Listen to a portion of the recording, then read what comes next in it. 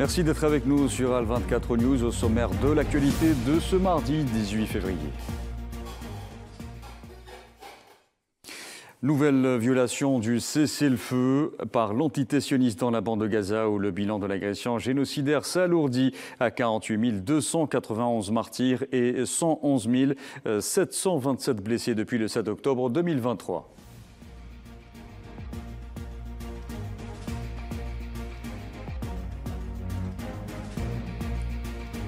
Le mouvement de résistance palestinien Hamas se dit prêt à entamer les négociations dans le cadre de la deuxième phase de l'accord de cessez-le-feu.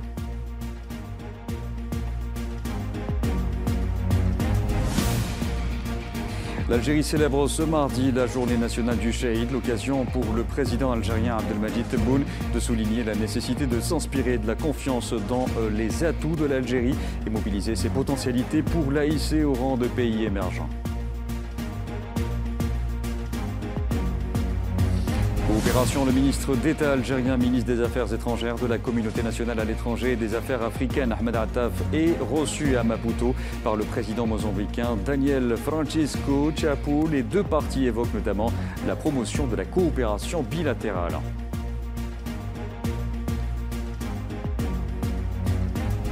Poignées de main, entretiens bilatéraux et conférences de presse. Le rapprochement Russie-États-Unis se concrétise à Riyad en Arabie Saoudite.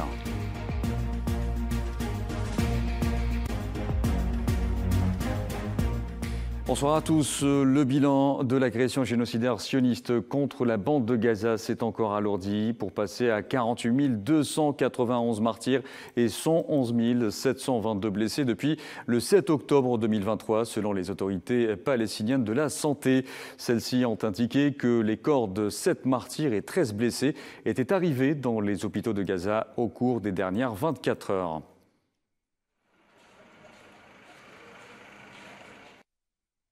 Et deux Palestiniens sont tombés en martyrs ce mardi dans la bande de Gaza. Il s'agit de Salima Abou Shaaban qui a succombé à ses blessures subies lors de l'agression génocidaire sioniste contre l'enclave palestinienne ainsi que d'un homme âgé de 35 ans. Par ailleurs, ce matin, 3 Palestiniens ont été blessés par les balles des forces de l'occupation sioniste à l'est du village d'El Shawqa, à l'est donc de la ville de Rafah au sud.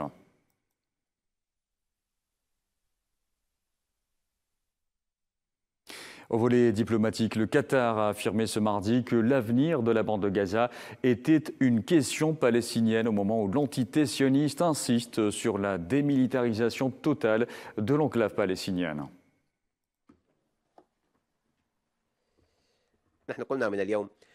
Nous avons dit dès le premier jour que faire de l'aide humanitaire un moyen de pression dans ces négociations est un crime en soi. Aujourd'hui, nous réitérons également notre appel à une ouverture complète de l'aide de la bande de Gaza. Toute l'aide qui entre aujourd'hui à Gaza n'est pas suffisante. Même si nous respectons les termes de l'accord ou multiplions par 10 ce qui a été convenu dans l'accord, il y aura toujours des besoins dans la bande de Gaza. Ainsi, chaque camion, chaque litre de carburant et chaque boîte de fourniture médicale est directement utilisée par les frères palestiniens à Gaza. Il n'y a pas de temps à perdre en discussion et nous ne pouvons pas utiliser ce point comme un élément de négociation.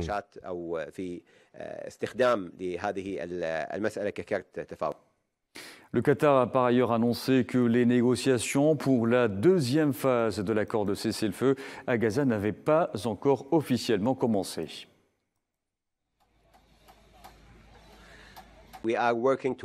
Nous travaillons à la mise en œuvre de l'accord tel qu'il a été signé, ce qui signifie que d'ici le 42e jour, nous espérons pouvoir passer à la deuxième phase. Bien entendu, les négociations sur la deuxième phase n'ont pas encore commencé et nous faisons pression auprès de nos partenaires de médiation pour qu'elles commencent le plus tôt possible afin que nous ayons suffisamment de temps pour en discuter avant la fin prévue de la première phase. Et je vous en parlais en titre, s'agissant justement de la reprise des négociations, le mouvement de résistance palestinien Hamas s'est dit prêt à les entamer dans le cadre de la deuxième phase de l'accord de cessez-le-feu.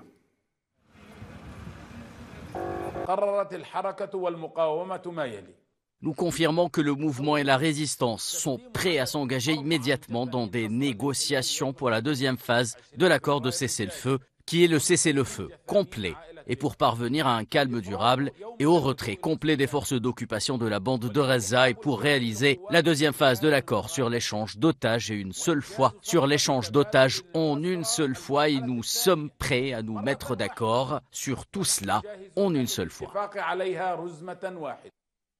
Le Hamas qui a annoncé restituer jeudi à l'entité sioniste les corps de 4 détenus, en plus de la libération samedi de 6 prisonniers encore en vie.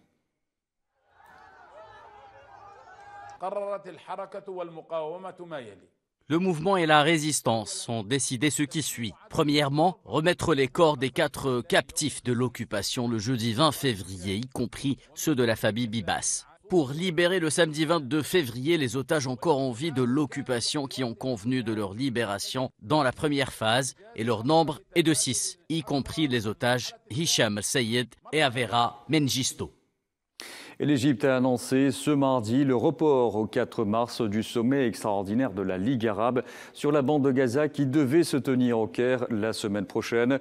La nouvelle date a été fixée en coordination avec Bahreïn qui assure la présidence tournante de la Ligue arabe ainsi qu'avec d'autres pays de la région et dans le cadre des préparatifs logistiques du sommet. Ce sommet avait été convoqué en réponse à la proposition du président américain Donald Trump de placer la bande de Gaza sous contrôle américain et de déplacer sa population vers l'Égypte et la Jordanie.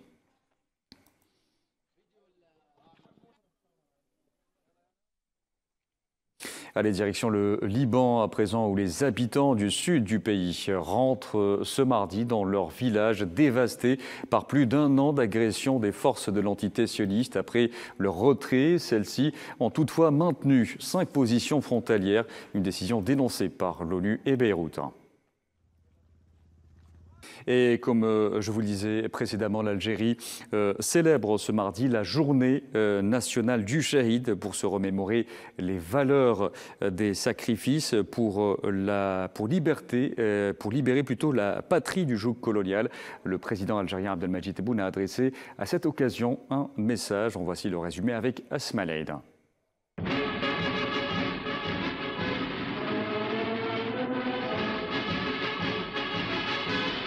Si nous venons à mourir, défendez nos mémoires.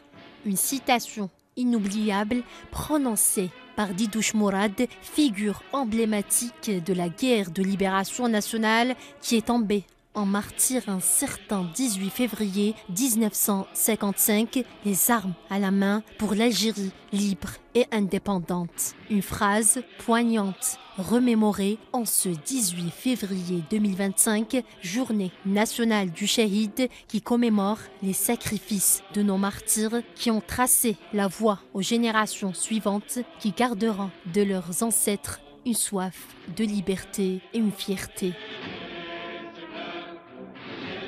Cette date nous interpelle pour nous imprégner des hautes valeurs de ces hommes dont les noms sont incrustés à jamais dans la mémoire collective du peuple algérien et pour qui ils n'ont pas hésité à donner ce qu'il y a de plus cher. Souvenez-vous, le 16 décembre 1960, le président du GPRA, Farhat Abbas, prononce un discours au peuple algérien, un discours qui rend un vibrant hommage au sacrifice consenti par le peuple algérien pour reconquérir sa liberté. Frères et sœurs d'Algérie, vous avez écrit avec le sang de nos martyrs une page glorieuse de notre histoire. En acceptant une mort héroïque, vous avez affirmé votre droit à la vie, vous avez gagné le droit à la dignité, vous avez mérité votre liberté. Lorsque nous nous souvenons du dévouement et du sacrifice de nos chouhadas, nous perpétuons l'importance de leur message, de cette liberté que ces hommes et ces femmes ont voulu conquérir et préserver. La journée du Shahid nous renvoie à cette génération d'hommes d'un courage exceptionnel qui ont symbolisé notre révolution afin que nous nous inspirons de leur sacrifice, de leur courage et des valeurs qu'ils nous ont laissées en héritage. La révolution contre le colonialisme français a enfanté dans la douleur, dans le sang. et les sacrifices des hommes d'un courage exceptionnel, les martyrs qui ont mis fin à l'obscurité coloniale afin que l'aube de la liberté se lève sur l'Algérie. À cette occasion, le président algérien Abdelmadjid Tebboune a adressé hier un message poignant, soulignant l'importance de préserver la mémoire collective et de poursuivre le combat pour la dignité et la souveraineté nationale. Alors que nous commémorons ce cher anniversaire dans une Algérie en plein essor, nous nous inspirons de leur prise de conscience, de la confiance dans les atouts de notre pays et de la mobilisation de ses potentialités pour hisser l'Algérie au rang des pays émergents.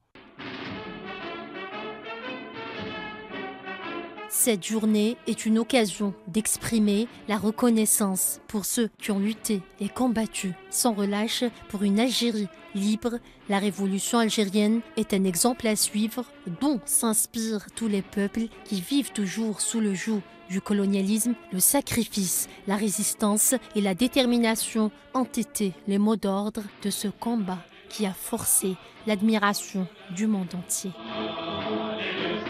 Je vous en parlais en titre également, le ministre d'État algérien, ministre des Affaires étrangères, de la communauté nationale à l'étranger et des Affaires africaines, Ahmed Attaf, a été reçu ce mardi à Maputo par le président mozambicain Daniel Francisco Chapo dans le cadre de la visite officielle qu'il effectue dans ce pays. Lors de cette rencontre, Attaf a transmis au président mozambicain les salutations du président algérien Abdelmadjid Tebboune et lui a renouvelé ses sincères félicitations à l'occasion de son élection à la présidence du pays.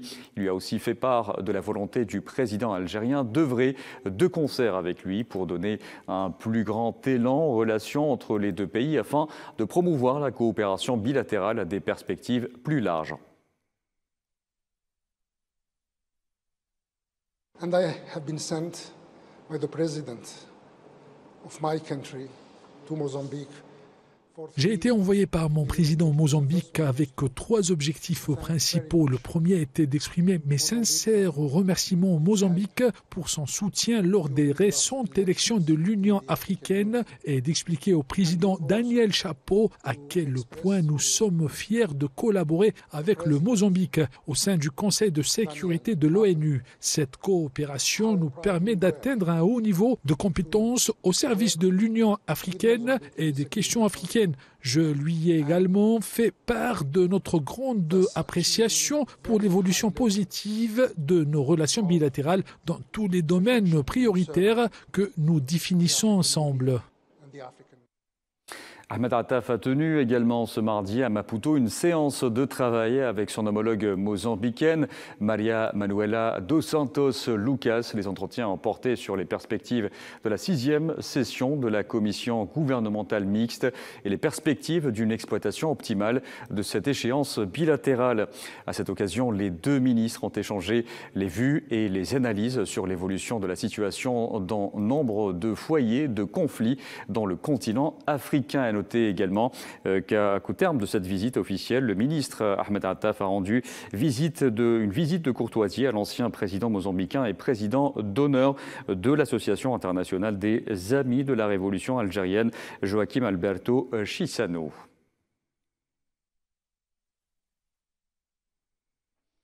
Et l'Algérie a réagi à la visite d'un membre du gouvernement français au Sahara occidental, la qualifiant d'une gravité particulière et estimant qu'elle traduisait un mépris insigne de la légalité internationale de la part d'un membre permanent du Conseil de sécurité. Selon un communiqué du ministère des Affaires étrangères, cela aide à la consolidation du fait accompli marocain au Sahara occidental, territoire où un processus de décolonisation reste inachevé et où l'exercice d'un droit à l'autodétermination demeure inaccompli.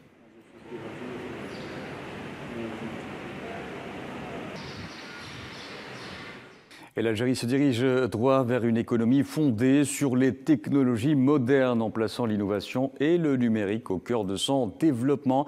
D'ailleurs, la 3e édition du CTO Forum Algéria met en lumière des initiatives stratégiques visant à accélérer la transformation numérique du pays. Mohamed Ouali Ben Chaban. La 3e édition du CTO Forum algérien met en avant des initiatives innovantes visant à accélérer la transition numérique en Algérie. Ce rendez-vous incontournable a rassemblé tous les acteurs du secteur pour discuter des enjeux technologiques et des opportunités de développement. L'événement offre une plateforme d'échange et de collaboration afin de façonner l'avenir digital du pays et renforcer son positionnement dans l'économie numérique mondiale. SAP est une entreprise mondiale spécialisée dans le numérique. Elle est considérée comme l'un des plus grands groupes d'affaires au monde, fournissant des services dans le domaine de la gestion et de la transformation digitale des entreprises. Nous sommes présents dans 192 pays et notre présence ainsi que nos investissements en Algérie sont particulièrement motivants pour nous. Les facilitations et avantages accordés aux investisseurs ainsi que la protection des investissements constituent des facteurs clés qui renforcent notre engagement dans le pays. Je pense que l'Algérie offre une valeur ajoutée unique en matière de ressources humaines avec une moyenne d'âge de 28 ans, ce qui représente un fort potentiel pour l'innovation et la transformation numérique. De nombreux cadres et chefs d'entreprise algériens occupent des postes de responsabilité, aussi bien en Algérie qu'en Europe. Notre présence, combinée à une infrastructure adéquate, un cadre propice aux investissements et un capital humain qualifié pour le transfert des technologies, sont autant d'atouts qui favorisent l'expansion de nos activités. Ces éléments ont fortement influencé notre vision et notre engagement envers le développement du numérique en Algérie. Plusieurs entreprises de l'innovation numérique se sont réunies pour échanger sur les dernières tendances technologiques et les opportunités émergentes du secteur. ZTE, c'est une entreprise spécialisée dans tout ce qui est télécom et produits de la numérisation. Aujourd'hui, on est là pour le 2e jour pour notre participation afin de promouvoir différentes solutions telles que les solutions IP, réseau 5G, et aussi pour la numérisation, data center et serveurs. Voilà. Nous avons aussi de nouvelles solutions qu'on est en train de promouvoir grâce à nos différents experts ici qui sont présents pendant le salon, pendant les 3 jours. PwC est un cabinet de conseil international qui a une présence en Algérie, donc à travers son bureau PwC Algérie. On est un réseau mondial de plus de 150 bureaux dans le monde avec plus de 300 collaborateurs qui sont tous interconnectés et on accompagne nos clients dans la résolution de leurs problématiques diverses et notamment sur les problématiques technologiques avec un accompagnement à la transformation, à la digitalisation, à la mise en place de systèmes d'information et aussi sur tous les enjeux de cybersécurité aujourd'hui. Parmi les projets phares de cette édition, l'Algérie mise sur la formation et le développement des compétences, maîtriser l'intelligence artificielle, lutter contre les cybermenaces et optimiser le stockage et la gestion des données grâce aux technologies de cloud. Avec de telles initiatives, l'Algérie affirme sa volonté de s'inscrire dans la dynamique mondiale du numérique et se positionne comme un acteur clé du digital. On reste en Afrique avec les présidents des commissions des assises nationales pour la refondation de l'État du Niger qui ont appelé ce mardi à Niamey les participants représentant les différentes factions nationales à la nécessité d'une réflexion et d'un débat constructif à même de dégager des propositions et des résultats à la hauteur des aspirations du peuple nigérien.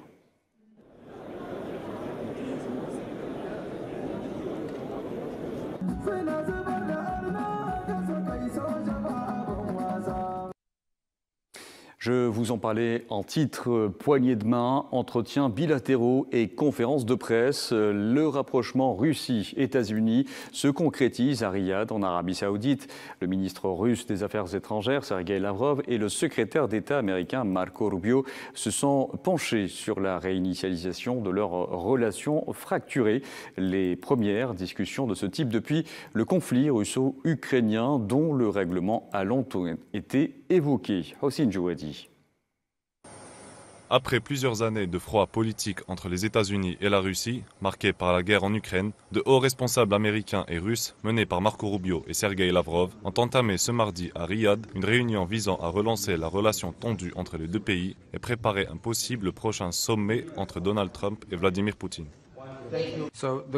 L'objectif de la réunion d'aujourd'hui était de donner suite à l'appel téléphonique que le président a passé il y a une semaine et de commencer à établir ces lignes de communication. Le travail reste à faire aujourd'hui et la première étape d'un long et difficile voyage, mais il est important et le président Trump s'est engagé à mettre fin à ce conflit.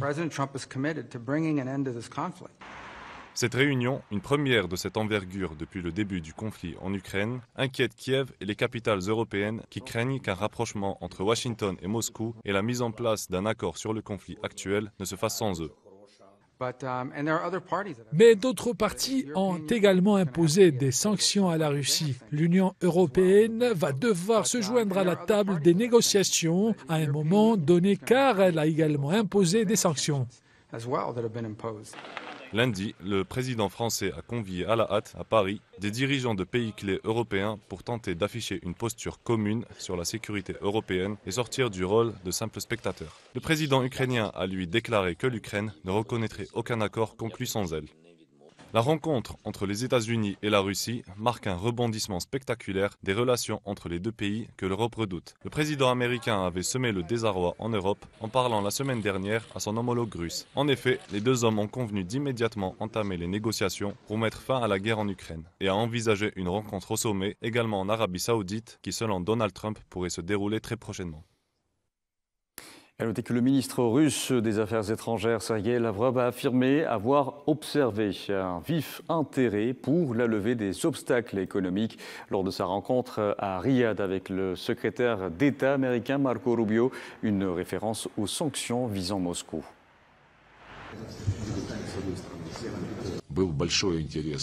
La conversation a été, je pense, très utile. Nous ne nous sommes pas contentés d'écouter, nous nous sommes entendus. Et j'ai des raisons de croire que la partie américaine a mieux compris notre position. Et pendant ce temps, le président ukrainien Volodymyr Zelensky était en déplacement en Turquie. Il a eu à Ankara un entretien avec son homologue turc Recep Tayyip Erdogan.